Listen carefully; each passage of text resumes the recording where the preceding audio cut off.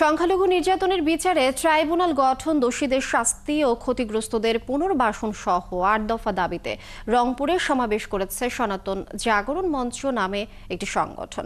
গত ৫ আগস্ট গণ অভ্যুত্থানের পর দেশের বিভিন্ন এলাকায় মন্দির, হিন্দু বাড়িঘরে হামলা ও হিন্দু ধর্মাবলম্বী শিক্ষকদের জোর করে পদত্যাগ করানোর অভিযোগ করেন তারা।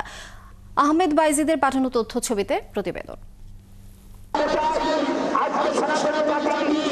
দুপুরের আগে কানায় কানায় পূর্ণ হয় রংপুর নগরের মাহিগঞ্জ কলেজ মাঠ। সমাবেশে বিভাগের ৮ জেলার সনাতন ধর্মাবলম্বীরা মিছিল নিয়ে অংশগ্রহণ করেন। সনাতন জাগরণ মঞ্চের নেতারা অভিযোগ করে বলেন, জেলা স্কুল মাঠে তাদের সমাবেশের অনুমতি দেওয়া হয়নি। সমাবেশে যোগ দিতে বাধার অভিযোগও করেন তারা। যখনই কোনো আন্দোলন হচ্ছে, লোকগান হচ্ছে, সেইখানে হুমকি ধামকি মামলার ভয় দেখানো হচ্ছে। আমরা মামলাকে ভয় পাই না। ৫ তারিখের পর আমাদের উপর যে অত্যাচার অবিচার শুরু হয়েছে, আমাদের ঘর বাড়িতে যে আগুন লাগানো শুরু হয়েছে, শুধুমাত্র ঘর বাড়িতে আগুন লাগে নাই, আমাদের অন্তরে আগুন লেগেছিল।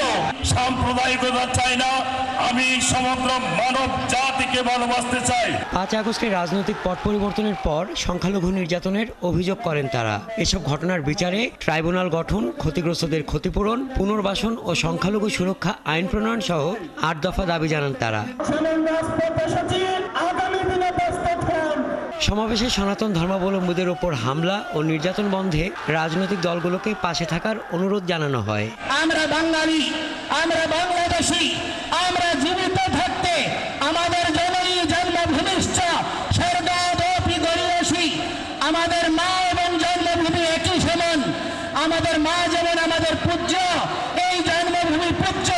আমাদের ১ ইঞ্চি ভূমিকে নিয়ে কাউকে আমরা ছিনিমিনি খেলতে দেব না। বিভাগের বিভিন্ন জেলা থেকে আসা হাজারো মানুষ এই সমাবেশে অংশ নেয়। আমরা উড়ে আসিনি, আমরা এই বঙ্গ। হাসান আহমেদ, ৭১।